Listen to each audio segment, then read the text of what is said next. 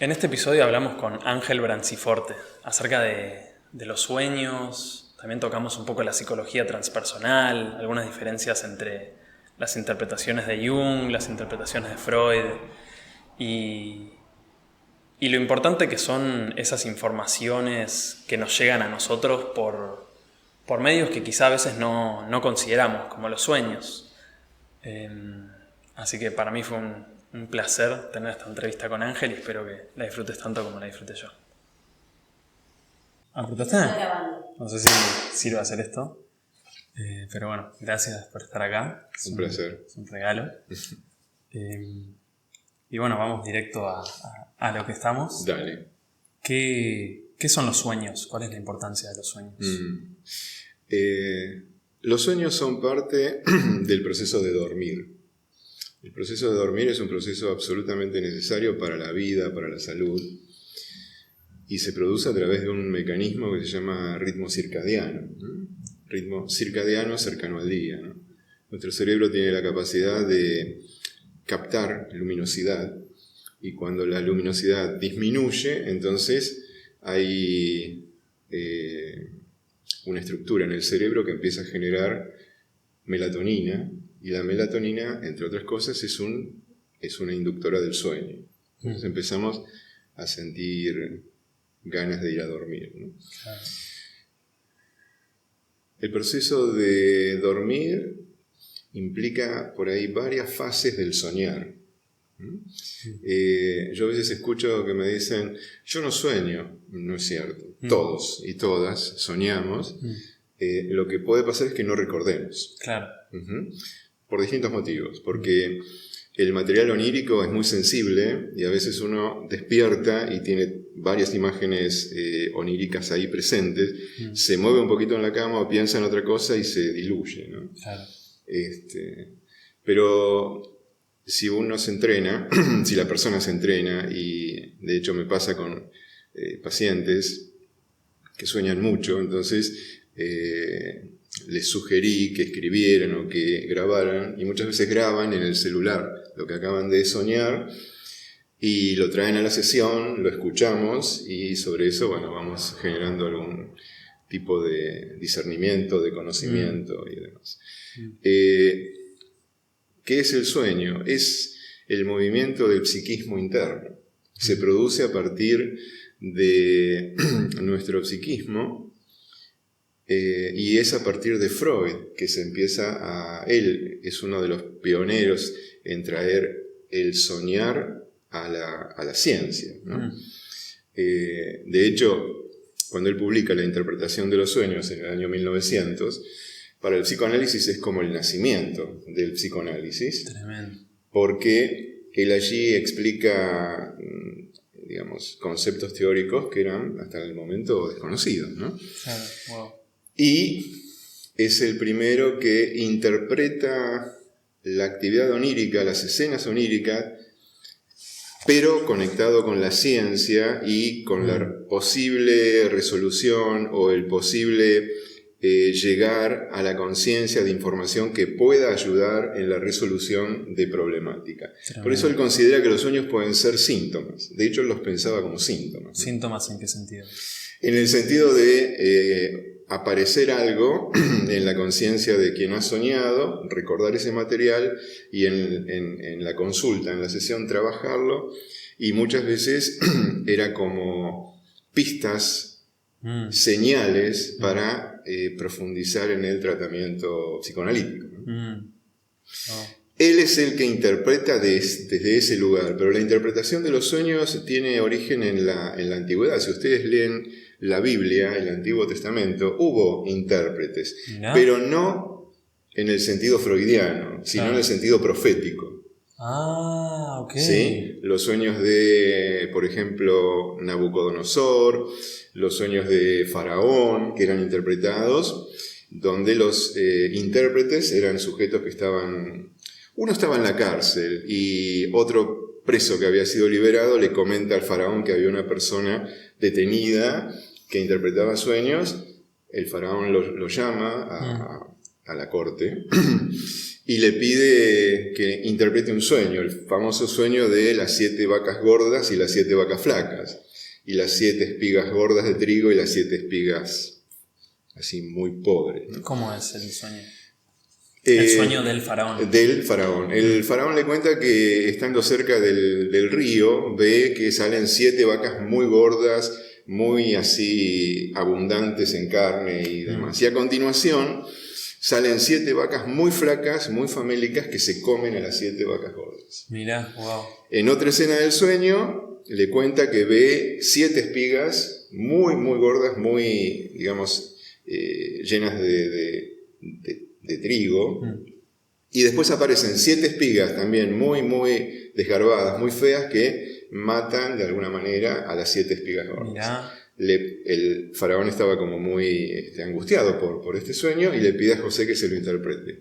José le dice que va a haber 7 años de riqueza y 7 años de pobreza. Wow. Ese era el número 7 de las 7 vacas y de las 7 espigas. Y le recomienda que en los 7 años de bonanza, de buena cosecha y de buena criada de los animales, guarde para cuando vengan los 7 años de pobreza. Wow. Y efectivamente pasa eso. Así. Pasa así. Y Faraón entonces lo premia nombrándolo con un cargo dentro de la corte, ¿no? Wow. Sí.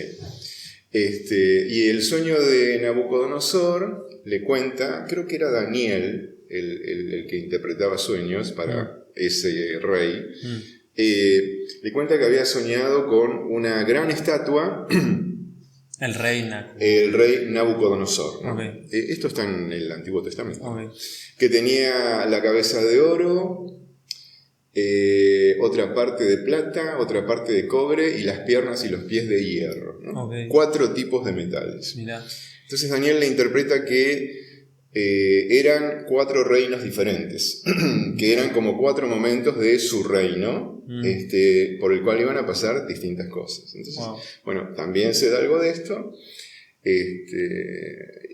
y era una actividad bastante común. En otros lugares del mundo antiguo había sujetos que se llamaban augures, otros que se llamaban oniromantes, que eran también intérpretes de sueños diferentes. Y esos intérpretes eran más proféticos, más que sintomáticos. Claro, okay. Claro. Entonces, en el tiempo antiguo, en la historia antigua, la interpretación se hacía desde la profecía, okay. Orientada más que nada a cuestiones políticas o socioeconómicas, claro. ¿No? O de guerras, inclusive. Claro. ¿Y se cumplían las profecías, supuestamente? En principio es lo que se dice, sí. Claro. Sí.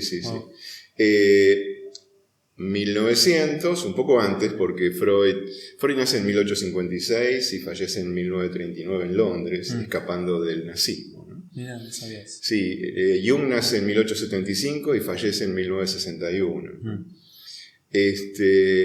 Pero bueno, Freud es el primero en utilizar el material onírico a los fines de lograr resolver sintomatología que sus pacientes presentaban.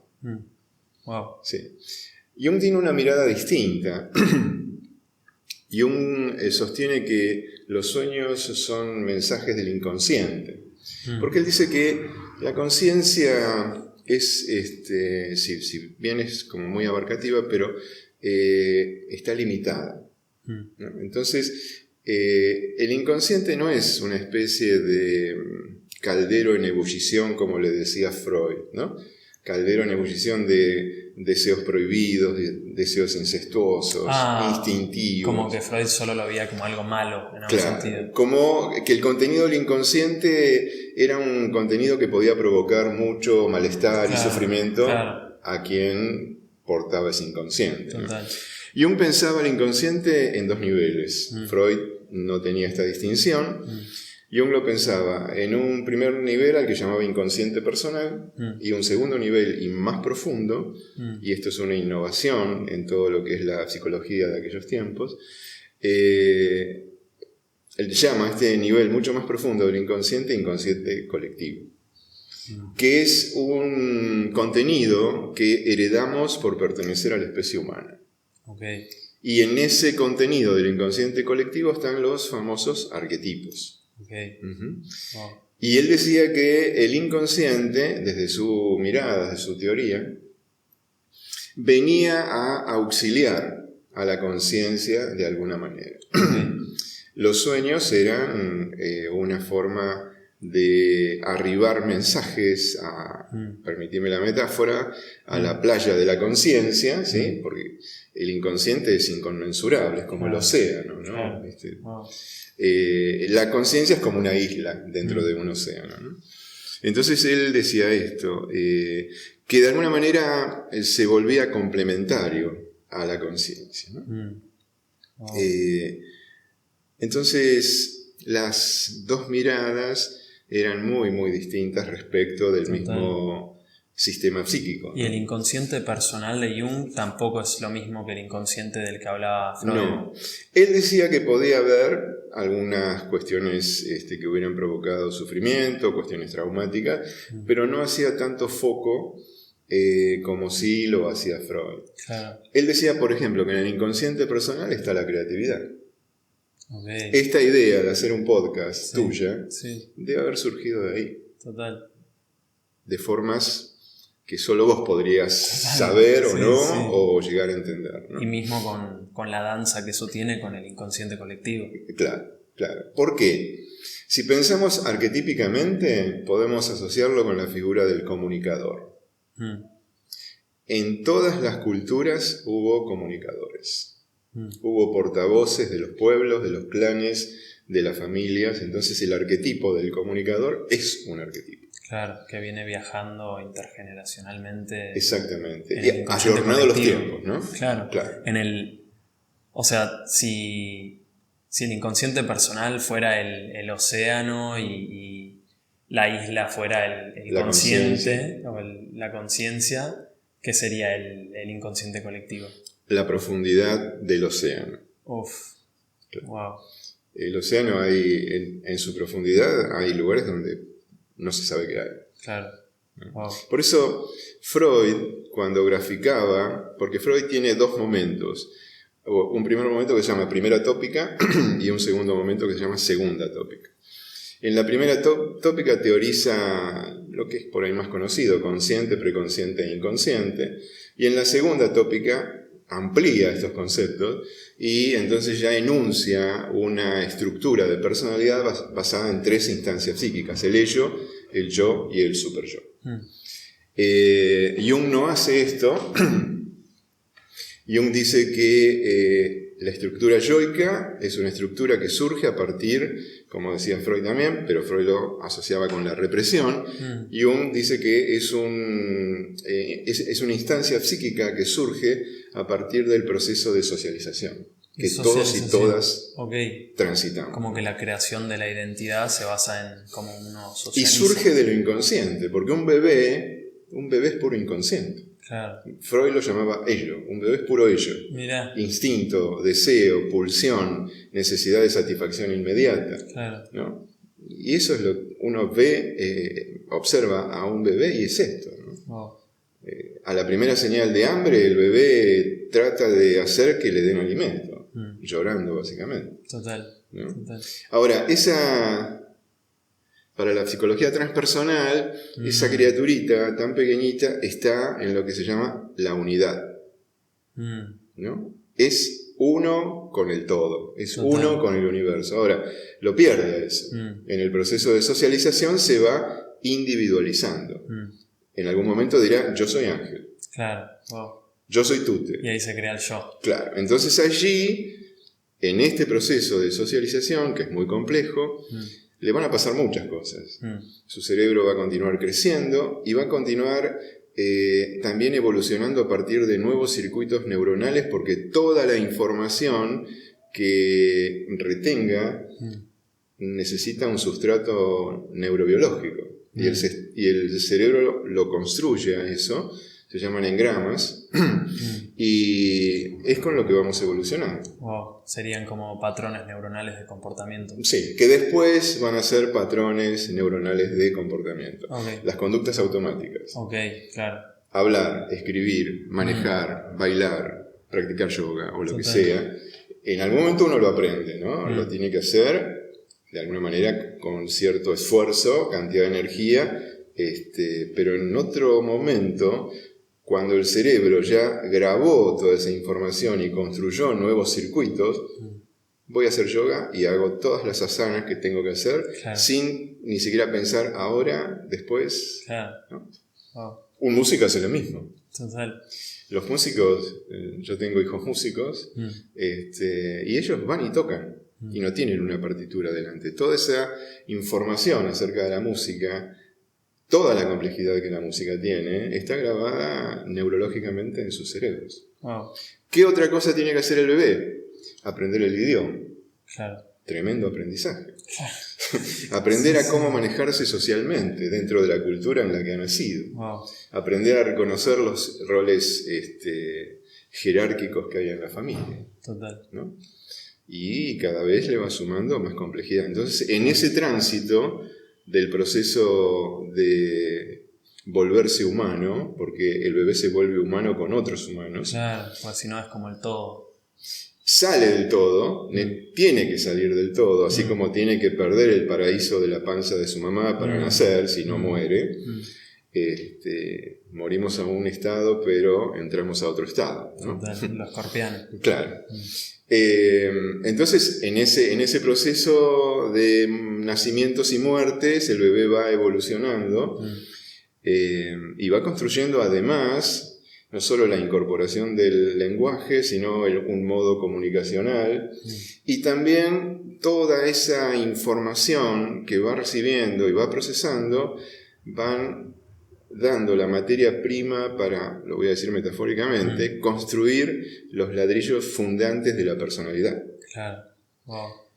Por eso en general, para muchos autores de psicología, esos primeros años de vida, esos primeros momentos de vida son tan importantes. Claro, sí.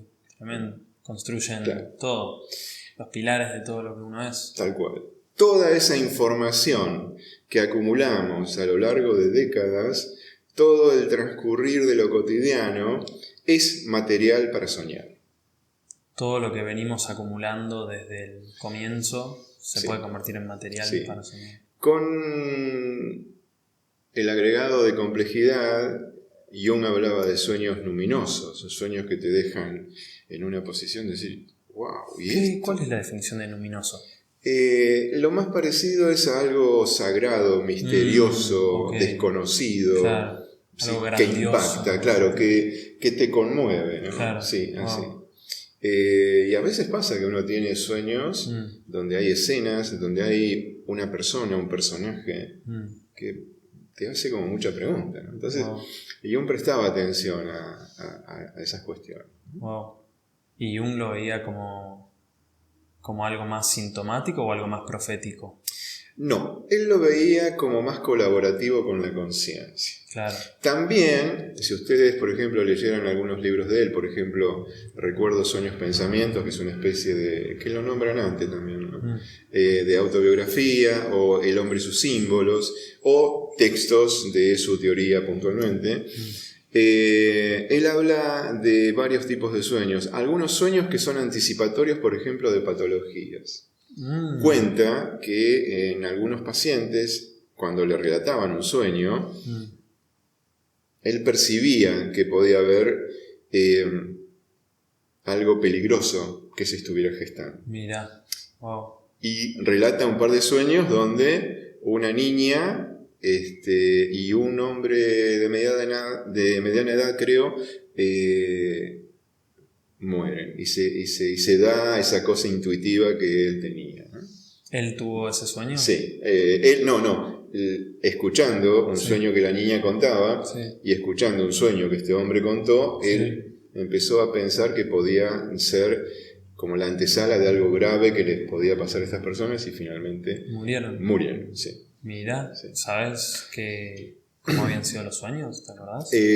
Recuerdo más el de la niña. La niña había soñado que, creo que el personaje era Juanito Frío, le había clavado un dedo en el estómago y había despertado con mucho dolor y miedo por el frío del dedo de Juanito. Y yo me empezó a pensar que eso podía ser un pródromo o algo que se estaba gestando en la criatura a nivel patológico y que podía ocasionar grave daño por lo menos y en última instancia la muerte. Y la criaturita muere, no me acuerdo con qué patología, pero en el corto tiempo inclusive. Wow. Sí. Wow. Patología no necesariamente psicopatología, como No, física. no. Okay, No. wow. Sí. Como una... en algún sentido profético de la sintomatología. Como precognitivo, ¿no? Sí, o anticipatorio inclusive. Wow. Sí.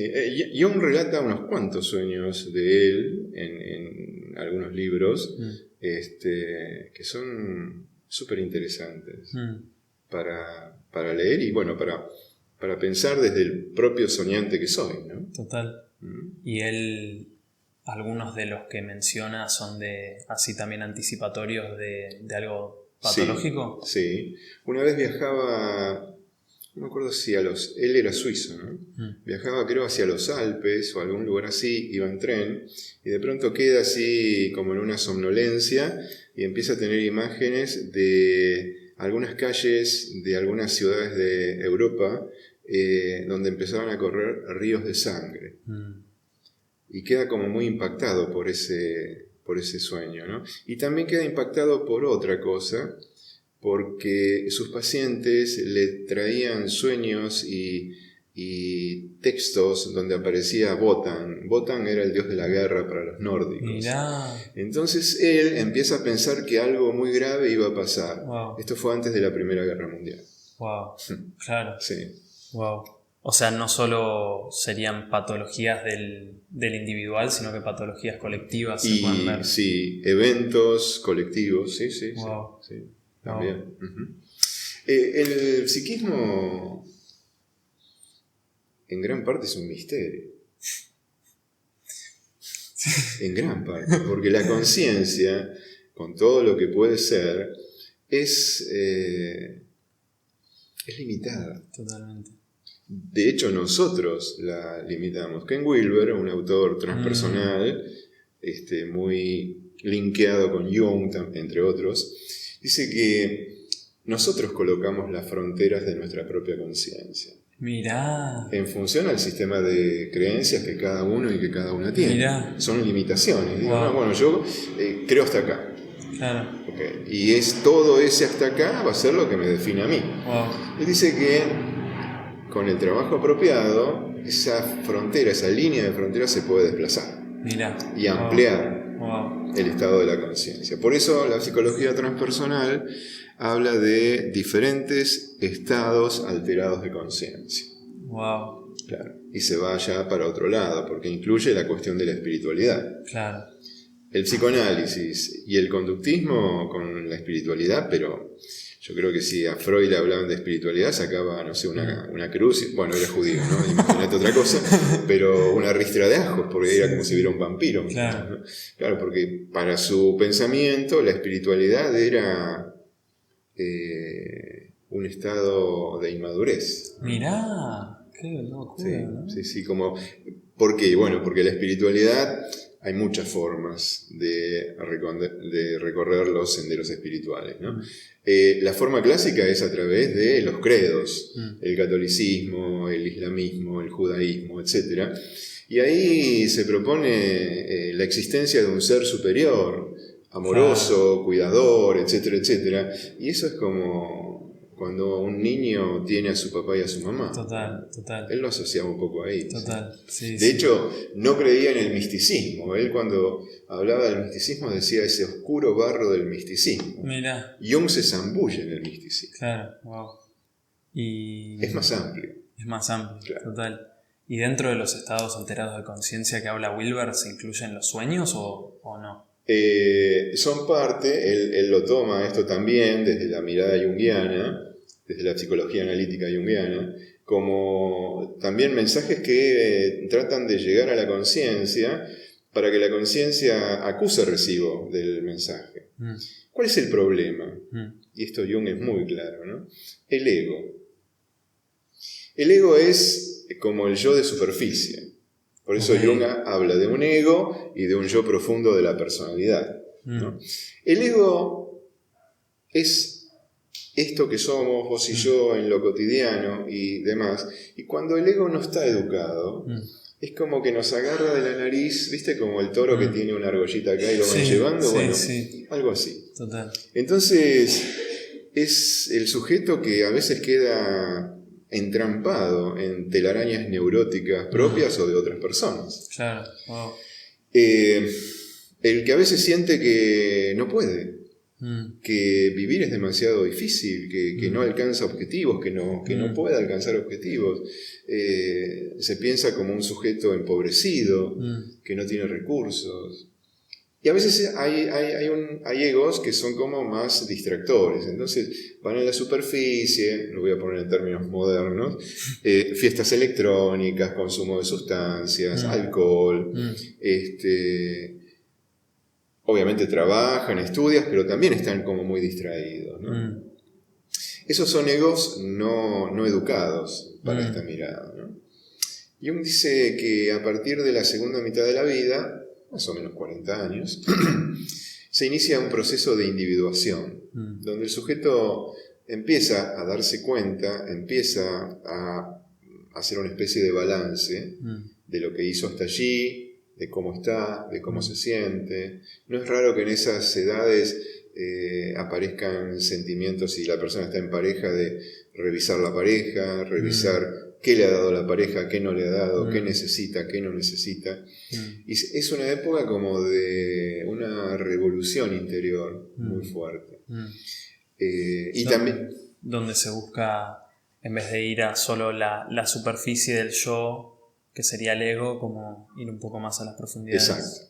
Exacto. Wow. Él lo habla como el retorno al sí mismo, ¿no? Jung, a diferencia de Freud, dice que la personalidad está compuesta por la conciencia, el yo que vive en la conciencia, el yo como centro de la conciencia, el inconsciente personal, el inconsciente colectivo, y todo eso dentro del sí mismo. El inconsciente colectivo dentro del sí mismo. Dentro mismo. del sí mismo. Él dice que el sí mismo es núcleo y totalidad de la personalidad. Wow.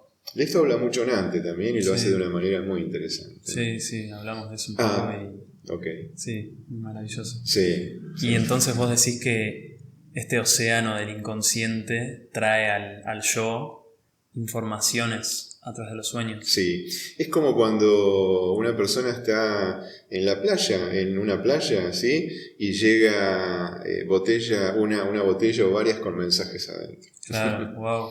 Lo que pasa que el problema es que cuando una botella llega con un mensaje, uno abre la botella, saca el papel y lee. El inconsciente habla a través de símbolos. Ok. Es diferente. Total, ¿no? sí. Porque el símbolo hay que trabajarlo, ¿no? Sabiendo que hay una parte que solamente voy a descubrir del símbolo, hay otra parte que permanece inconsciente. Claro, como que no te dice la palabra, tipo, tenés que ir para allá. Sí, okay. sí, pero sí da señales. Señales. Claro, okay. Porque desde esta mirada, lo que llega a través de lo inconsciente es como lo que la conciencia va necesitando en ese momento. Ok. ¿Y cómo se hace para interpretar esos símbolos o para integrarlos en...? Y también otra pregunta sería, ¿es necesario interpretarlos o simplemente llegan y ya te traen la información pertinente sin que vos le hagas doble clic? No, desde esta mirada hay que trabajar con los símbolos. Okay. Una forma es en la psicoterapia. La psicoterapia de orientación junguiana trabaja mucho con este tipo de cosas. No es la única forma, desde ya, ¿no? Hay otras. Podés hacerlo hasta cierto punto de manera autodidacta. Por ejemplo, Joseph Campbell fue un mitólogo, amigo de Jung también. Participó mucho en la creación, o influyó mucho en la creación de los personajes de Star Wars, de las distintas películas de Star Wars. Tuvo alguna amistad con George Lucas, veían juntos estas películas y las charlaban mucho en un rancho que tiene George Lucas en algún lugar de Estados Unidos que se llama Skywalker. Mira. Como el personaje, ¿no? Luke Skywalker. Sí. Leyendo, por ejemplo, La imagen del mito, leyendo El héroe de las mil caras y otros textos que son inmensamente maravillosos de Joseph Campbell, podemos encontrar pistas de eventos simbólicos u objetos simbólicos que aparecen en el mundo onírico. Wow. Yo recomiendo trabajarlo con alguien que tenga más experiencia. Claro. Por ahí no que sepa más desde la sabiduría, desde la erudición, sino que tenga más experiencia en hilar los contenidos oníricos desde un lugar que la persona pueda apropiarse de esos contenidos. Y estos símbolos son como generales para... Es como, che, aparece una araña, ¿significa lo mismo para todos o hay como una distinción para...? Si aparece una araña en una escena onírica tuya, es tu araña. Ok, perfecto. Para mí también, es mi araña, ¿no? Porque hay que ver cómo es el entramado de esa escena, ¿no? Total. Y siempre va a tener características propias tuyas o mías. Y hay... lo que sí aparecen a veces arquetipos, ¿no? Claro. Por ejemplo, algunos arquetipos, el de la bruja, el del hechicero, el de la maga, el mago.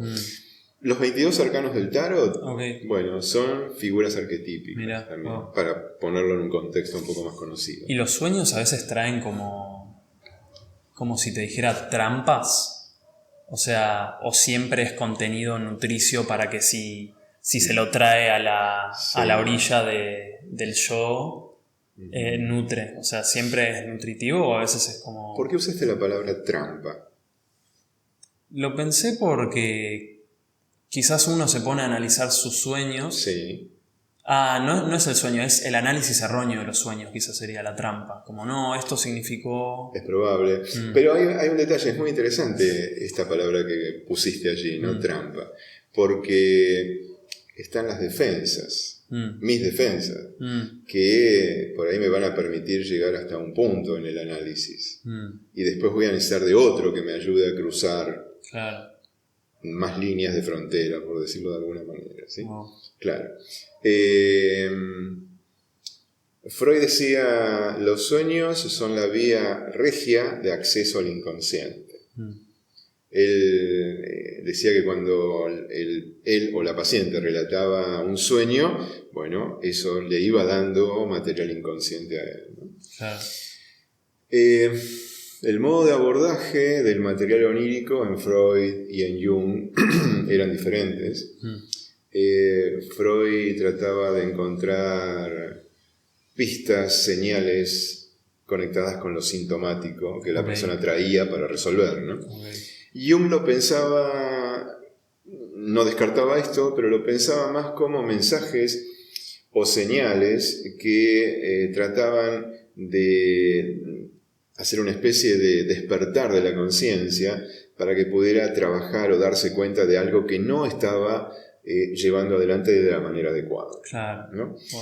Faltaba como hacer algunos ajustes, entonces el inconsciente enviaba esas señales. En particular, en los sueños repetitivos. ¿Viste esos sueños que a veces uno vuelve a soñar con variantes, pero sueña una vez, al tiempo lo sueña de vuelta, ¿no? Total. Él decía que en esos sueños había que prestar mucha atención. Sí. Y si uno fuera a hacerse autoanalizar sus sueños, como en la intención o el procedimiento sería como tratar de discernir qué son los símbolos, qué representan los símbolos para él con respecto a él o ella, con respecto a lo que le va aconteciendo en la vida.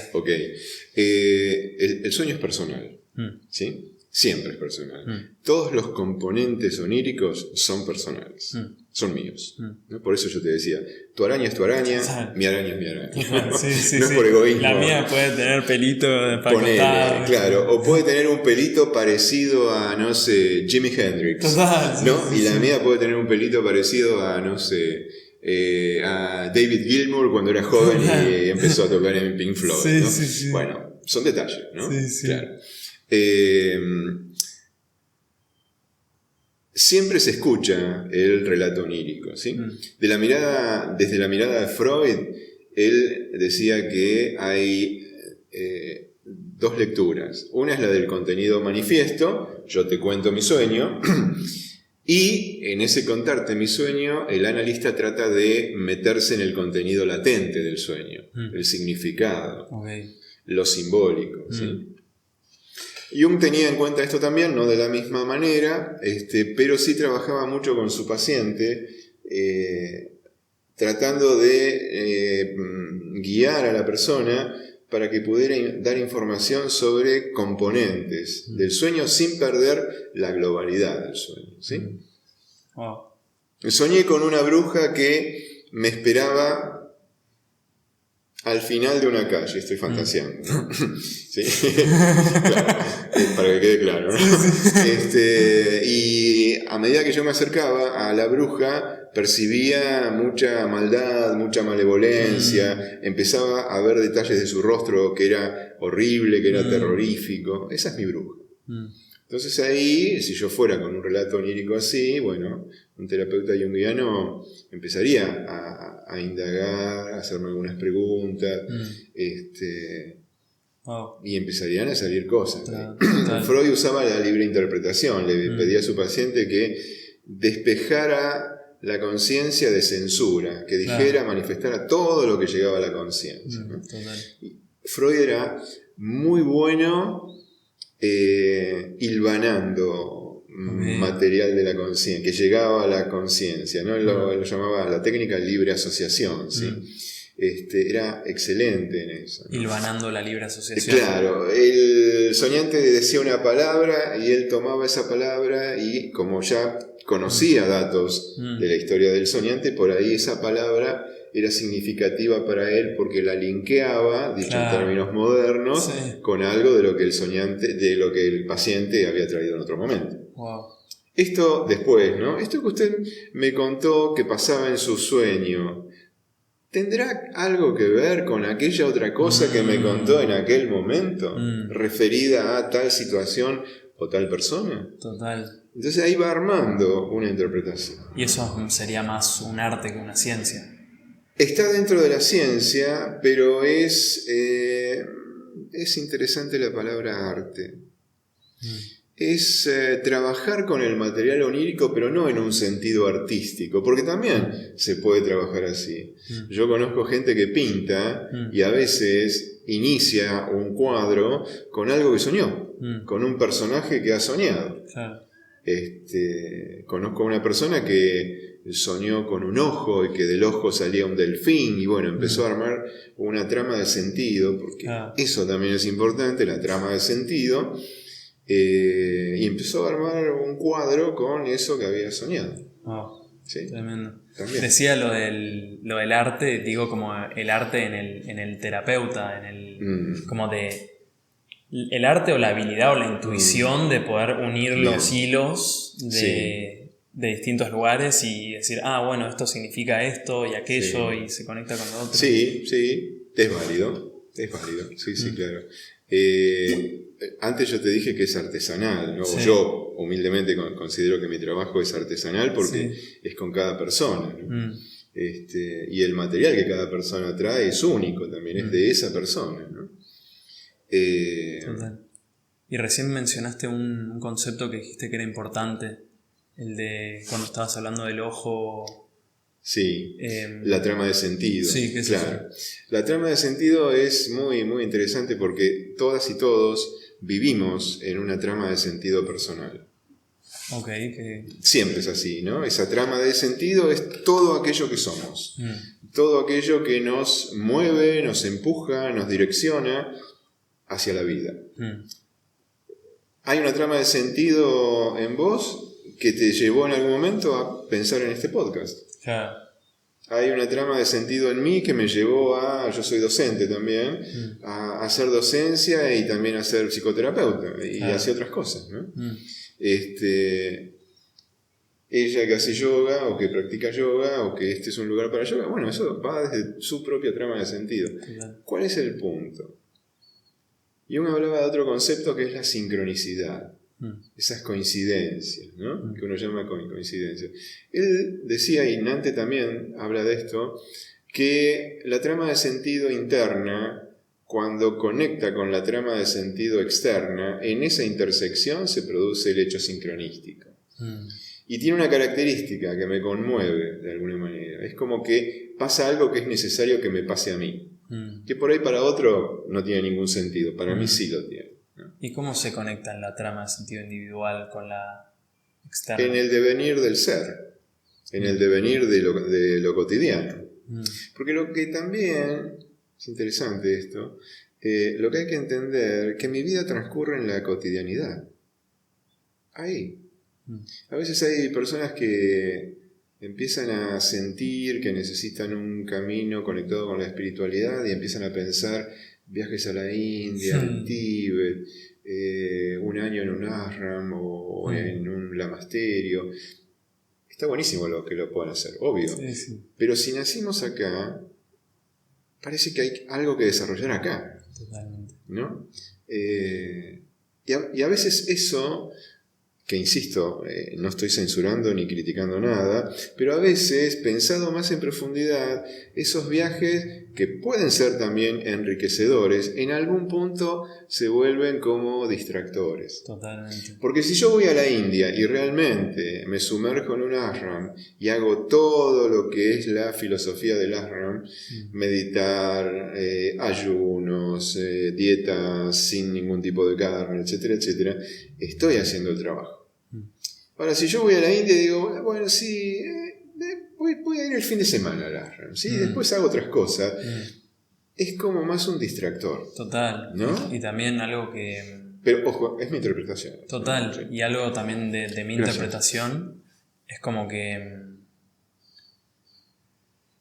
Como eso que decís, es clave reconocer que en el día a día está como la conexión con lo espiritual no tiene un lugar y no tiene una forma, más que tiene cómo uno se vincula con las cosas. Entonces, para mí siempre en el pasado, sin tanta información, creía que uno de mis ideales era como la iluminación espiritual y eso se consigue solo yendo a la India y meditando muchas horas y no sé qué.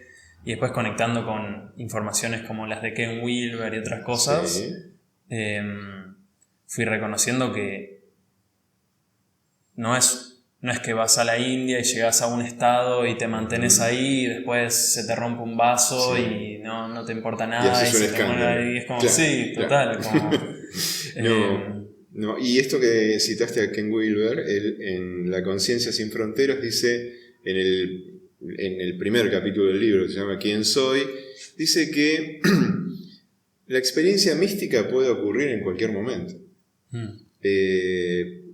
Estando, no sé, sentado en un banco en una plaza, contemplando un amanecer, un atardecer, en algún lugar que no tiene nada que ver con la espiritualidad, porque él dice que la experiencia mística se diferencia de un episodio psicótico, porque el episodio psicótico provoca tremenda angustia y sufrimiento.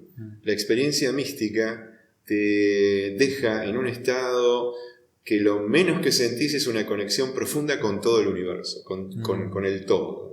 Sos parte, te sentís parte, ¿no? Perdés por unos segundos la conciencia de individualidad. Quedás como tomado por un todo, ¿no? Y a veces, no siempre, pero a veces esa experiencia mística genera un cambio de vida importante o profundo en la persona, ¿no? Wow. Algo más referido al trabajo con los sueños es, Jung descubre esto cuando empezó a trabajar con pacientes que sufrían psicosis. Se dio cuenta que los delirios psicóticos le costaba interpretarlos porque le faltaba información. Entonces allí, al darse cuenta de esto, empezó a estudiar mitología de las diferentes culturas. En el entendimiento que en las figuras mitológicas, en los dioses, en las diosas, en los semihumanos, en los humanos, en los héroes, semihéroes, había todo un material que podía serle muy útil para la interpretación de algunos delirios psicóticos. Yeah. Y ahí conecta con la mitología, ¿sí? Wow. Sí. y logró darle sentido. Desde su óptica, sí. De hecho, discúlpame, Tute, de hecho todo ese material, después él lo trabajó en sí mismo, creo que Nante habla de esto, cuando empezó a hacer su propio acercamiento al inconsciente personal y al otro, al colectivo. Wow. El libro rojo es Total. producto de todo ese trabajo. Total. Y con esto que decís de recopilar toda la información necesaria para analizar el sueño de los psicóticos. Sí, los delirios. De los delirios.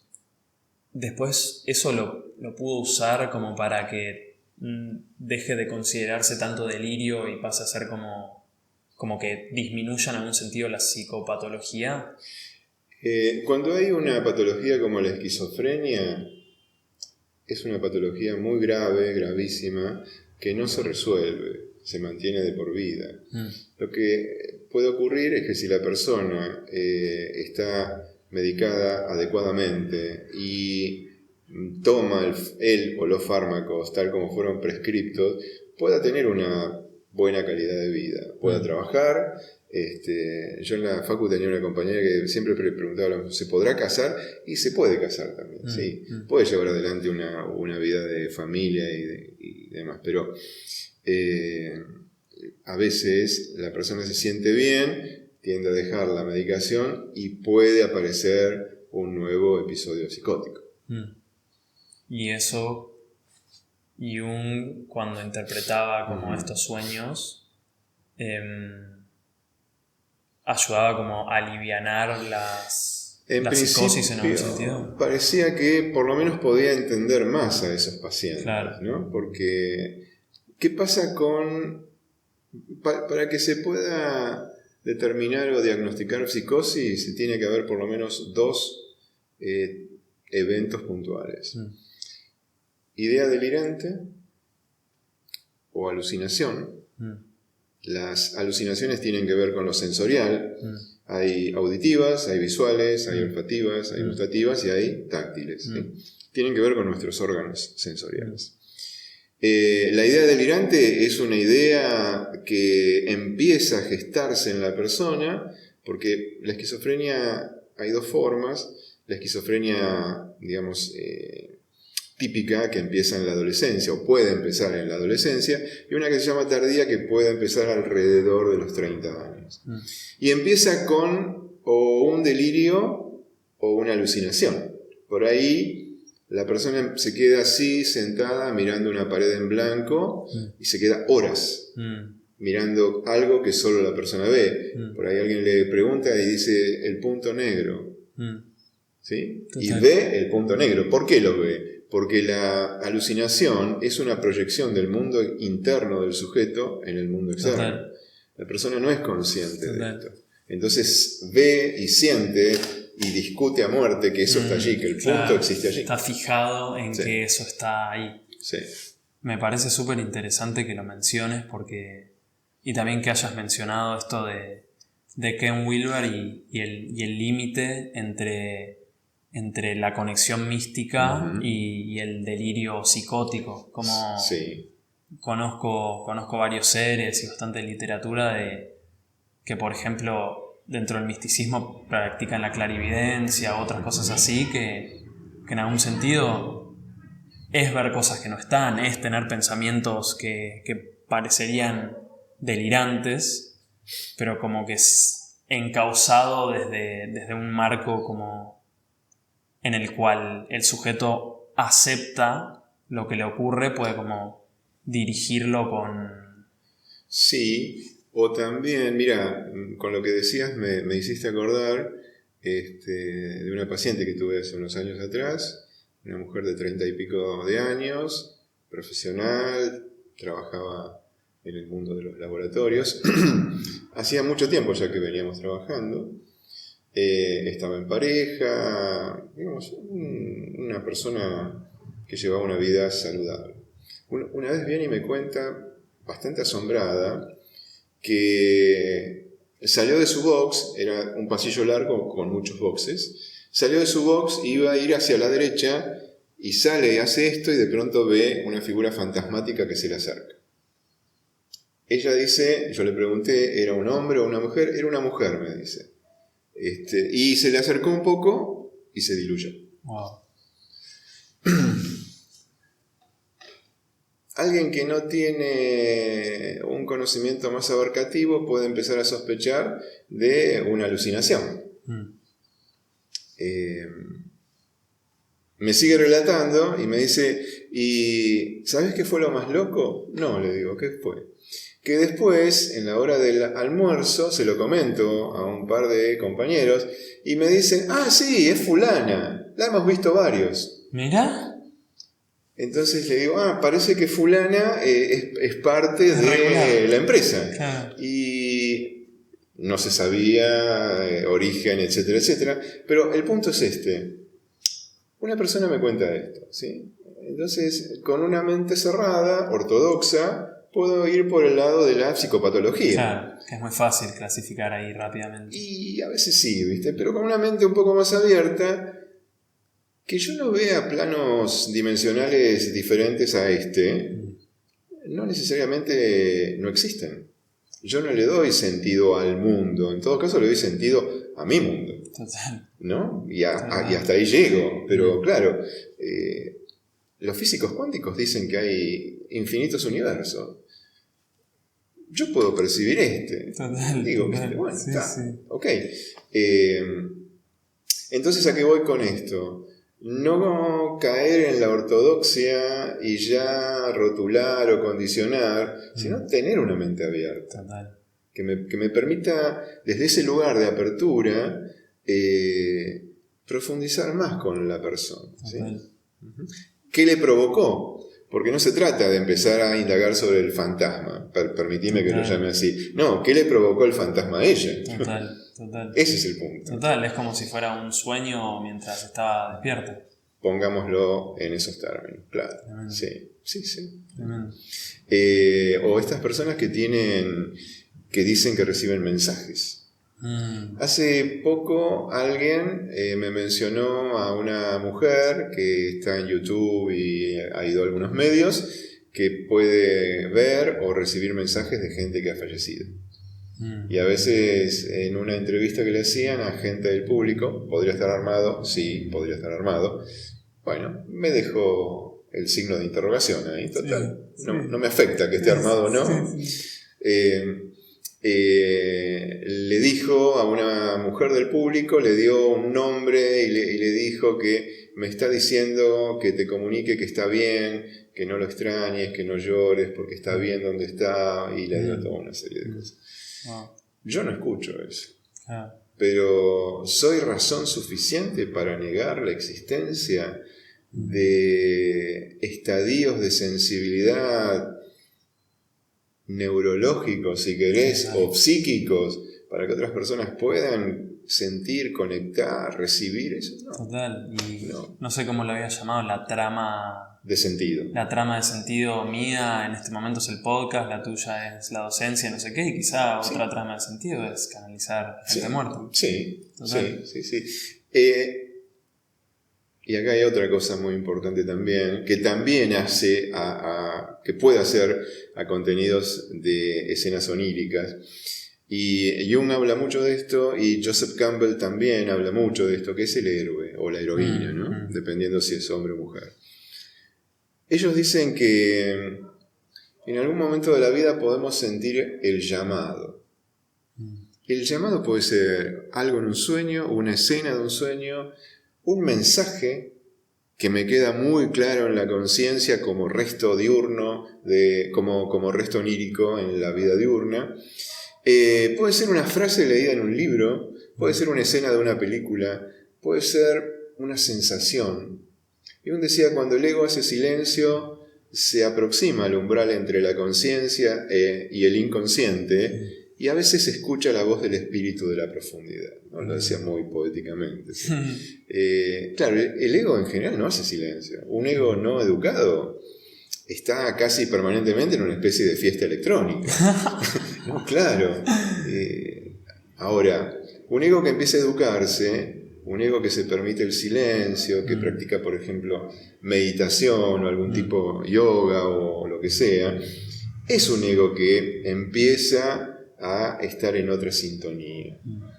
Y cuando estamos en esa sintonía más profunda, es porque desconectamos el piloto automático. Y yo tomo control. Entonces, en ese estar más en sintonía, y a veces llegan mensajes de la profundidad, como una idea, como un deseo, o, che, qué bueno sería tal cosa. Y ahí, a esa llamada, a ese mensaje hay que escucharlo, porque, puesto en términos prácticos, cuando a vos te pasó lo que te pasó, que te llevó a transitar el recorrido de armar un podcast, por ahí sentiste un llamado. Y por ahí estás recorriendo ese sendero porque vos, en el personaje del héroe, tenés que desarrollar, avanzar, superar diferentes tipos de cosas. Total. Me parece... ¿Dónde te podrá llevar? Totalmente. Ni siquiera a veces el propio héroe o la heroína lo sabe. Totalmente. Pero lo importante es desarrollar, transitar, caminar el sendero. Totalmente. Porque si no, ¿qué dice sobre todo Joseph Campbell? Dice, cuando negamos esa voz, ese llamado, cuando lo ignoramos, no estamos en sintonía con lo que hay que hacer. Y esto a veces provoca problemas, conflictos. Wow. Entonces la persona a veces siente un vacío, siente que le falta algo, siente que está incómoda o incómodo, pero no le puede poner palabras. Entonces a veces, trabajando psicoterapéuticamente, y no quiero decir con esto que es la panacea para todos, sino es una forma de trabajo entre miles, a veces uno puede, sobre todo si el terapeuta tiene un conocimiento amplio, puede por ahí empezar a entender que lo que sintió e ignoró o dejó de costadito puede ser un llamado. Total. Puede ser como un sonido de una campanita que te dice, hey, despertá, hay que ir para allá, ¿no? Total, con respecto a eso, sí, yo siento que antes de arrancar este podcast y muchas otras aristas de desarrollo en mi vida, me encontré como con alguien que me dio la información y me dijo, che, escribí todo lo que tenés ganas y tratá de ver como qué va surgiendo. Como que yo antes era, che, te van a hacer esto, te van a hacer lo otro, y era como, no vas a poder, no sé, con lo que vos dijiste antes, con la conciencia encerrada por los pensamientos que tenía en ese momento. Claro, totalmente. Claro. Y después fue como, ok, aunque sea los puedo escribir y puedo ir viendo qué acontece, y bueno, ahora acá estamos. Así que, y también quería decir como de la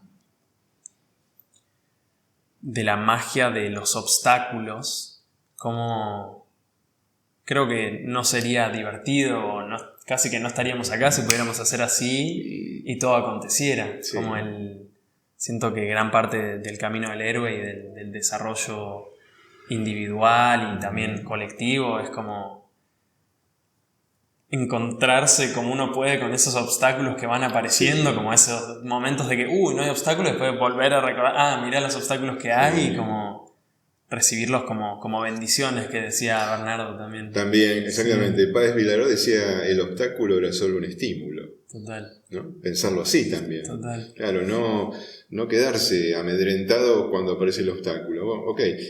Porque Jung también decía, toda crisis es fundamental para la evolución. Si no hay crisis, no hay cambio.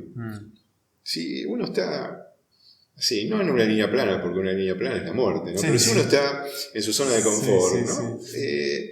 Está bien y puede ser totalmente válido. Digo, che, yo me quedo en mi zona de confort, no me molesten, no quiero saber nada de nada. Perfecto. Pero hay otras personas que son un poco más inquietas y estar en la zona de confort les empieza como a molestar en algún punto. ¿Viste? Te sentás en tu sillón más cómodo y decís, ¿viste? No encuentro el acomodo, ¿no? Y muchas veces no es el sillón ni tu cuerpo, es más profundo. Total. Y ahí a veces es cuando el océano del inconsciente te deja algunas perlitas en... Wilber diría, a veces el oleaje del inconsciente se agita un poco más y salpica con un poco de agua del oleaje la isla de la conciencia. Wow. Y ahí entonces pasan otras cosas. Wow. Bueno, creo que creo que ese es un buen cierre a Bueno. lo que ha sido. Okay. Así que gracias, muchas gracias por compartir, por haber venido, por darte el tiempo de compartir esta valiosa información de que quizá no...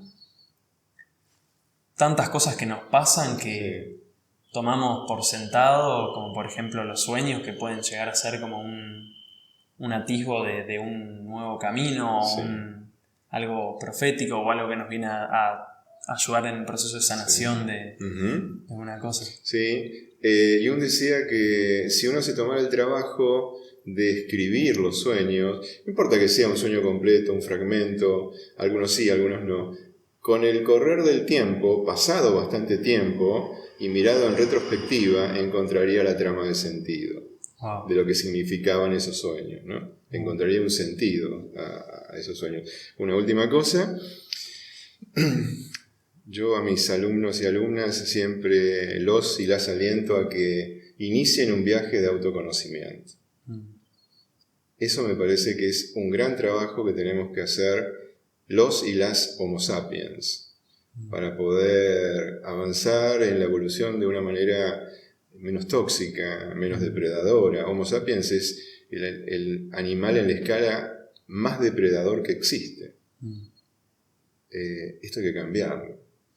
Hay que pensar en un sentido de conciencia, y no hablo de un delirio místico, de algo cósmico, no, de conciencia planetaria. Simple, lo que ves todos los días, porque acá vivimos. Es la única casa que tenemos en el universo. En el universo, que está poblado de millones, millones y millones de galaxias. Un planeta, en un sistema solar que es un punto en la espiral más externa de la Vía Láctea. Y no lo cuidamos. En muchos sentidos. Entonces creo que el viaje de autoconocimiento es un desafío que no deberíamos dejar pasar. Totalmente. Bueno, muchas gracias. A ustedes, a vos. Bueno, ¿estamos? ¿Estamos? Sí. Muy bueno. Bueno, gracias por haber escuchado este episodio hasta el final. Para mí fue un placer entrevistarlo a Ángel. Y para contactarte conmigo podés buscarme en Instagram como tutetomasi. Para contactarte con él puedes buscar a Ángel Branciforte. Y eso, espero que lo hayas disfrutado mucho y que te haya llevado alguna pepita de oro. Y cualquier cosa me puedes contar qué te pareció. Nos vemos la próxima.